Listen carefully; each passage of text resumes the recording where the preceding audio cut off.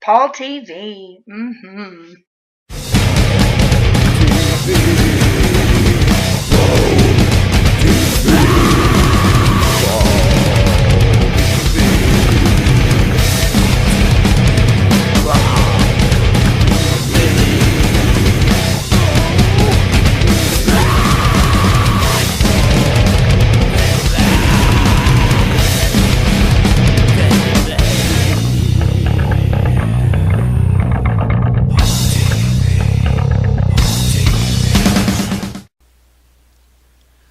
Hello everybody, and welcome to this week's episode of Paul TV. This is Season 2, Episode 7. And we're glad you could join us this week.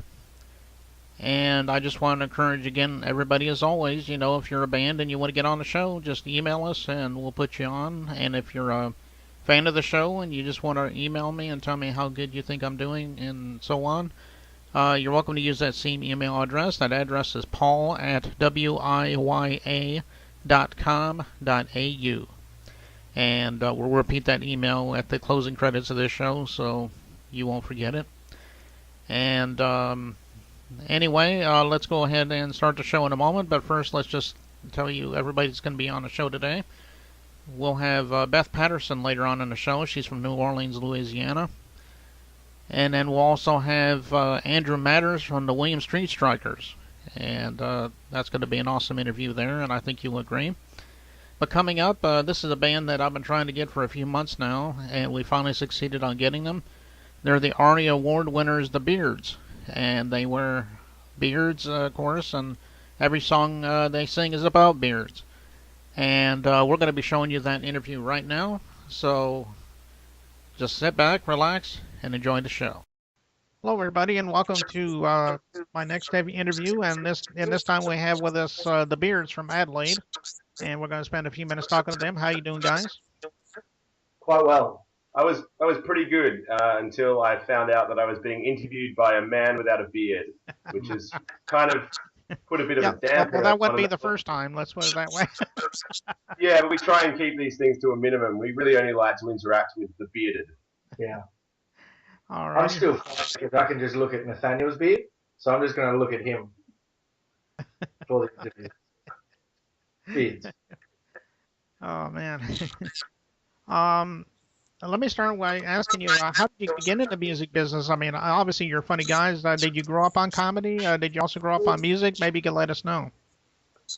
Well, our central aim is to propagate beards and to convince as many people as possible to grow a beard.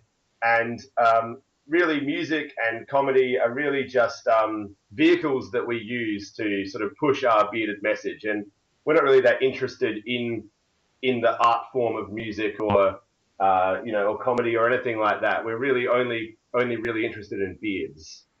That was really well said, Daniel. Great job. Okay.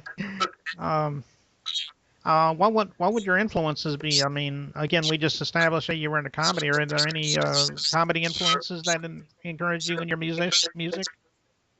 That's a good question. I'm going to ask my friend John Beedman Jr. to answer that for you. Okay. Hi, how you going? I'm John Beedman Jr. Guy hasn't got a beard. I know. We had a bit of a conversation about it earlier. I said a thing or two to him, so yeah. I guess our main influences would be beards, first and foremost. And second and third would probably also be beards, I would say. It's pretty much the only thing that influences any decisions that I've made in my entire life. Good answer. Yeah, that is a good answer. I guess you could say George Carlin. I guess for example, because he always had a beard. I guess he would be an influence on you. I guess. Huh?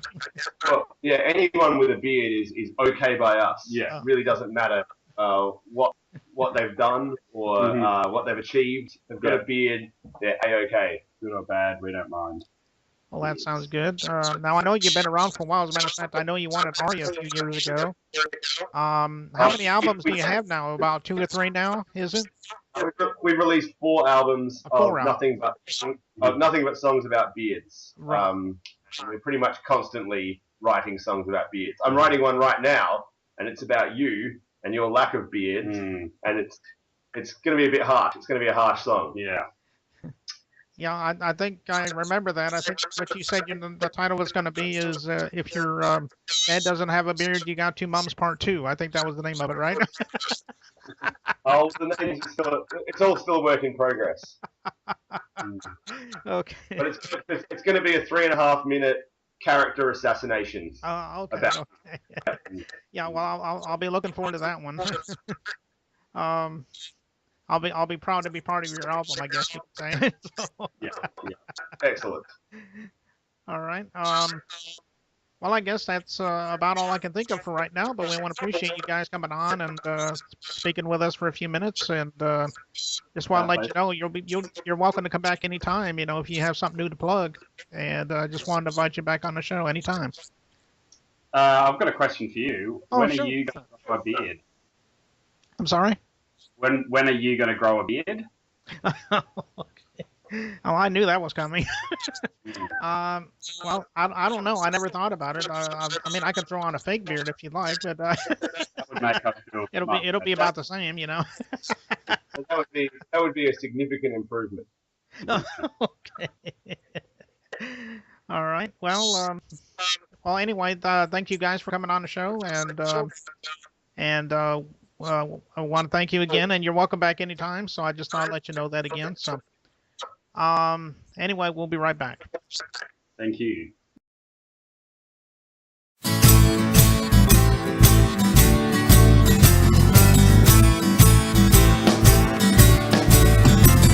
Remember when you were 14, your dad taught you to shave. That wasn't a very fatherly way for him to behave. You had to watch your first beard floating down the drain. A beard abandoned, a son betrayed. Your dad taught you how, and look at you now. 'Cause if your dad doesn't have a beard, you've got two mums, two beardless mums. If your dad doesn't have a beard, you've got two mums, two beardless mums. Remember how he watched your face lathered with cream, the mirror fogging over as the bathroom filled with steam. He put the razor in your hand and said, now let's begin. Shave with short, quick strokes, my son, and head towards the chin. Ooh, your dad taught you how, and look at you now.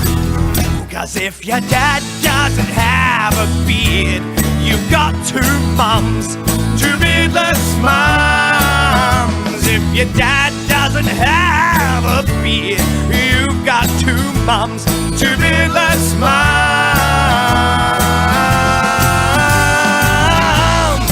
Oh, you've got two beardless mums, yeah. You know I can't stand to see a child put through that much pain when he knows that he'll never see his first beard again. And you know there is no greater crime against the human race than when a father takes a razor to his own son's face. Oh, your dad taught you how. You're just like him now. 'Cause if your dad doesn't have a beard, you've got two mums, two beardless mums.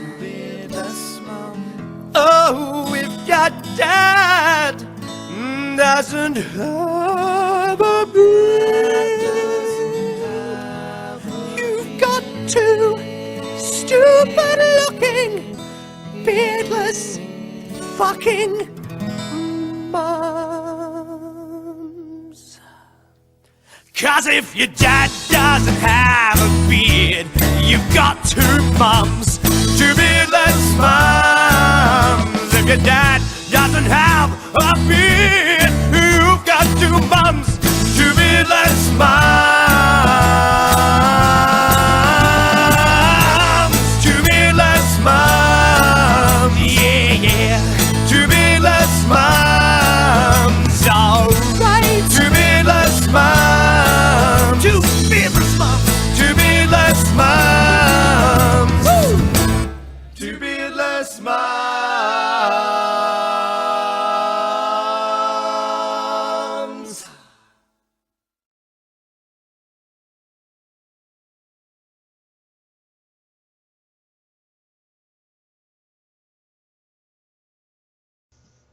Hello, everybody, and welcome to this week's interview. And from Melbourne, we have from the William Street Strikers, Andrew Matters. Thanks for dropping. Excuse me. Thanks for dropping by. Thanks for having me on. Okay.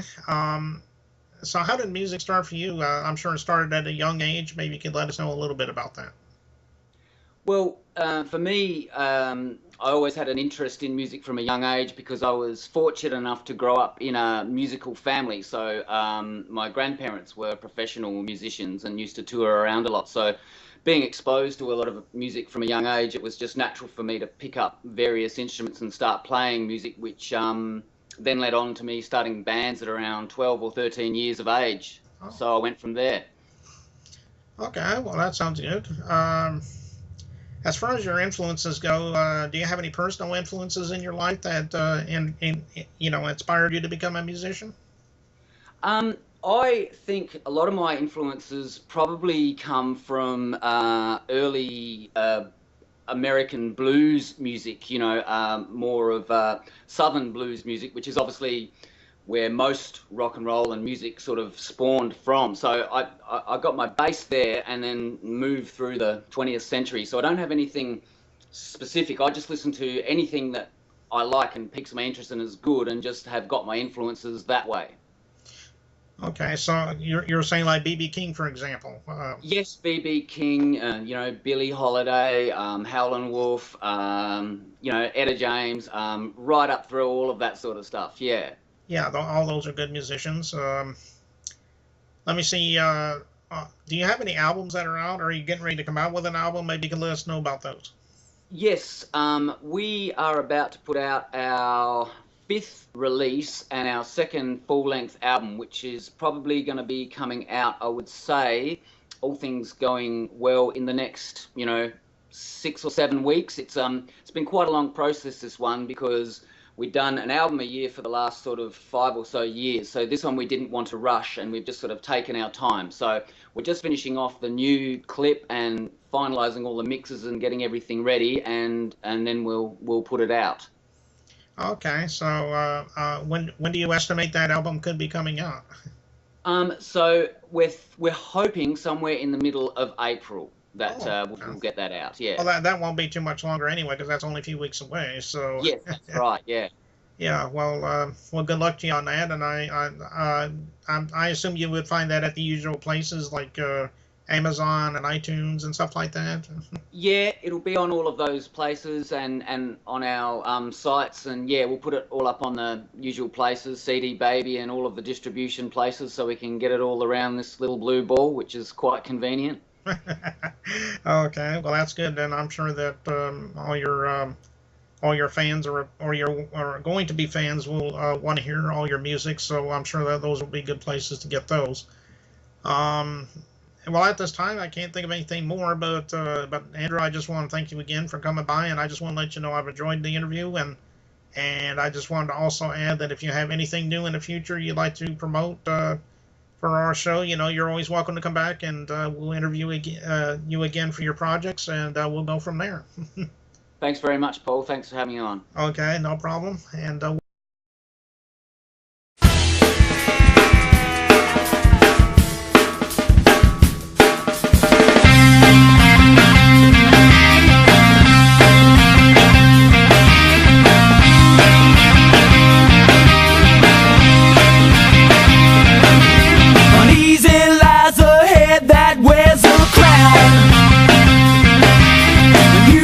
Tell me we're not gonna drown.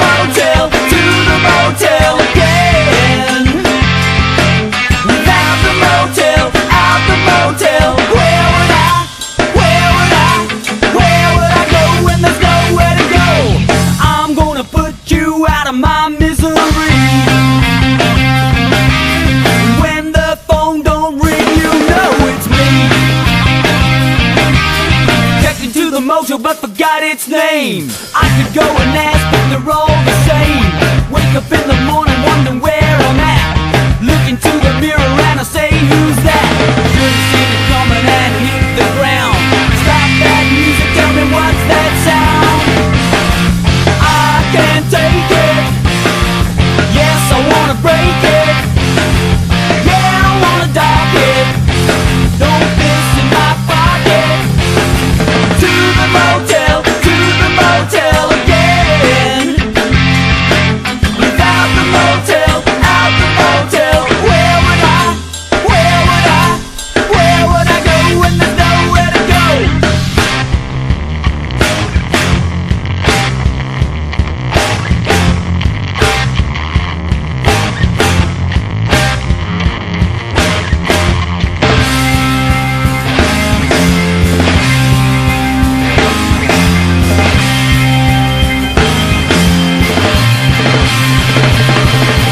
To the graphic nature of the program, view discretion is advised. For those of you left, let's step inside. Spent 10 summers in a long sleeve shirt, falling down a mountain and eating dirt, burning holes and nodding on the lounge, on the make and on the scrounge. Should've seen it coming as plain as day. Now I'm stuck, can't get away. I can't take it. Yeah, I wanna break it. Yeah, I wanna dock it. Don't piss in my pocket. To the motel again. Without the motel, out the motel. Where would I go when there's nowhere to go?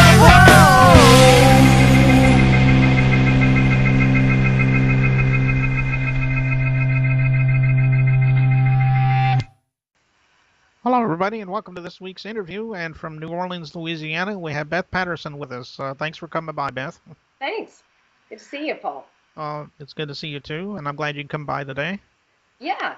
I guess the first question I'd like to ask you is, how did it all begin for Beth Patterson? I mean, I'm sure that at the beginning, like when you were a child, I'm sure you grew up on music, and that's what became you the singer of today. Maybe you could let us know a little bit about that. Yeah. Well, music was not my first ambition. My very first ambition when I was a little girl, I wanted to be a coyote when I grew up. And then I was crushed when somebody said, you have to be a human being when you grow up, which I thought was terrible. I was like, that's discrimination, man. But anyway, but music was really the only thing that really spoke to me. I mean, I was dabbling in other creative arts, but it was the one that I thought, I get to write songs about this, and this, all sorts of strange topics, and people will actually pay money to hear me sing about my neuroses. This is great. Well, that's good. Let me say, well, what are your influences as far as music goes? Can you mention a few of them? Sure. My favorite band always was, ever since I was in junior high, and still continues to be to this day, is the band Rush. I love progressive rock is a big influence, and also I love a lot of world music. So those are two big musical influences of mine. Oh, okay. Yeah, I've always liked Rush. I like a number of their songs, so they're a pretty good band. So. Yeah.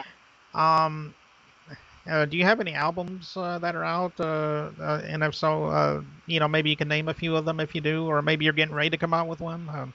I've got 7. I've got 7 solo albums out.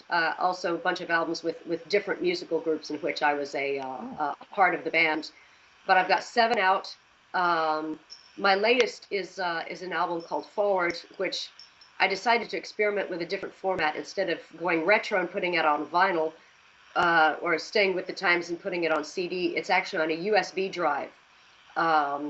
That works as it's a rubber wristband that you pull apart, and there's a USB drive inside, so you can listen to me in the car. And it's blue, so you can tell people it looks like those rubber wristbands for various kinds of causes. So I tell people it's blue for Smurf awareness. But all of my albums can be found on iTunes and Amazon MP3 and download sites like that. Okay, yeah, that was going to be my next question. I was going to ask where could we hear your music, but I guess you answered that question for me. So, CD Baby, but yeah, all the digital sites, also things like Spotify, where people can tune in. okay, well that sounds good. You out there, you know where to find Beth Patterson music. Just You go there, can. download it, and you're good to go. So, I have a website. My website is bethpattersonmusic.com. okay, and I'm sure we could probably see some of your videos and hear your music somewhat there too as well. Absolutely. I've got some things out on YouTube. The one that's actually gotten me the most views is just something I did as a whim, which was do a cover of an Iron Maiden song, but I have it cross-picked and slowed down to ballad tempo, and for some reason that's gotten a lot of attention. Oh, okay. Well, what's the name of that song? It's called Wasted Years. Oh, okay. I Well, was a heavy metal bass player before I was a bouzouki player. Actually, that's what this critter is that I'm playing here. That looks like a big overgrown mandolin. Before I got into Celtic music and then later singer-songwriter stuff, I was actually, banging my head and slinging a bass. oh, okay. Well, I'm sure we'll be looking forward to that when we go to YouTube there. Yeah. Well, I guess that's about all the time really we have for now, but we do appreciate you coming back on, Beth, and I just want to let you know if you have anything new to promote in the future, we'd love to have you back sometime. Excellent. Okay. All right. Well, we'll be back in just a moment. Don't go away. Hello, everybody. I'm Beth Patterson, and this is my most recent single. It's called No Strings Attached.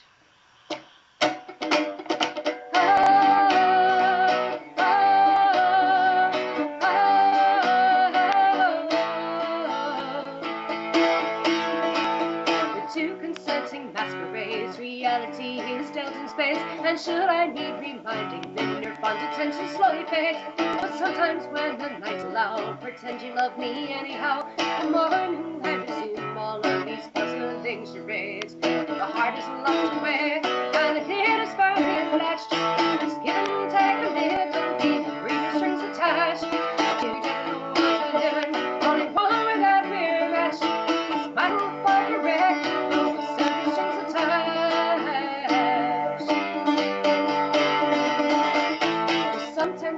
Savage heat, and sometimes call each other sweet. Delusions of a stronger bond would be a crushing self-defeat. I'll give you all in my embrace, and then I'll give you back your space. My mind must be arranged when it is you feels incomplete. The heart is locked away, and the head is firmly attached.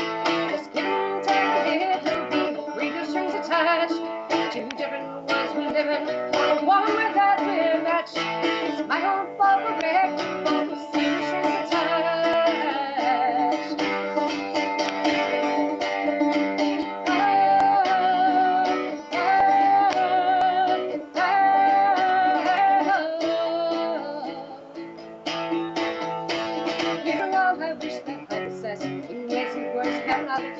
I will not show your deepest fear when I'm first in your distress. In preparation to depart, I'll keep your spark inside my heart. And once it is a part of me, my mind can rest. The heart is locked away, and the day is far in latched.